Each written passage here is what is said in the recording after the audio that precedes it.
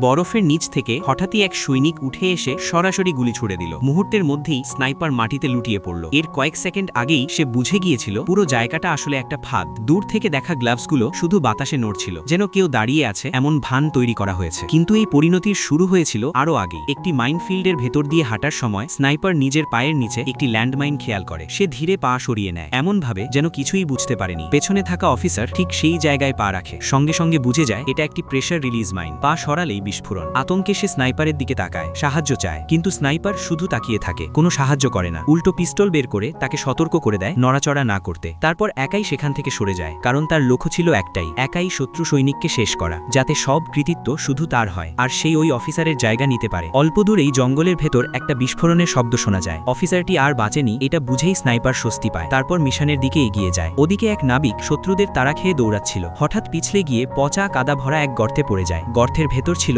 অনেক পচা লাশ। দুর্গন্ধে আর শত্রুরা খোঁজ না নিয়ে ফিরে যায়। এভাবেই সে বেঁচে যায়। পরদিন মিশনের পথে সে একটি পুরনো কারখানার কাছে পৌঁছয়। চারদিকে ল্যান্ডমাইন ছড়িয়েছিল। পেছনে শত্রুরা এসে পড়েছে। সামনে একটাই রাস্তা, দৌড়ে বের হয়ে যাওয়া। গুলির শব্দে একটি ল্যান্ডমাইন ফেটে যায়। তারপর একের পর এক বিস্ফোরণ। মৃত্যু ভয় নিয়েই সে দৌড়ে সেই জায়গা পার হয়ে যায়। পরে স্নাইপার সেখানে পৌঁছে রেডিওতে খবর দেয়। তারপর পিছু ধাওয়া চালিয়ে যায়। অবশেষে সে মিশন স্পটে এসে নাবিককে দেখতে পায়। ঠিক তখনই হেলিকপ্টারের শব্দ। নাবিকের সঙ্গীরা আসছে। সময় কম। স্নাইপার দ্রুত এগিয়ে যায়, কিন্তু কাছে যেতেই সে বুঝে যায় সবটাই সাজানো ফাঁদ। অ্যালার্ম বেজে ওঠে। চারপাশ নিস্তব্ধ হয়ে যায়, আর বরফের নিচ থেকে নাবিক উঠে এসে গুলি চালায়। মুহূর্তের মধ্যেই সব শেষ হয়ে যায়। যদি সে শুরুতেই সেই অফিসারকে সাহায্য করত, তাহলে হয়তো দুজনেই বেঁচে থেকে মিশন শেষ করতে পারত।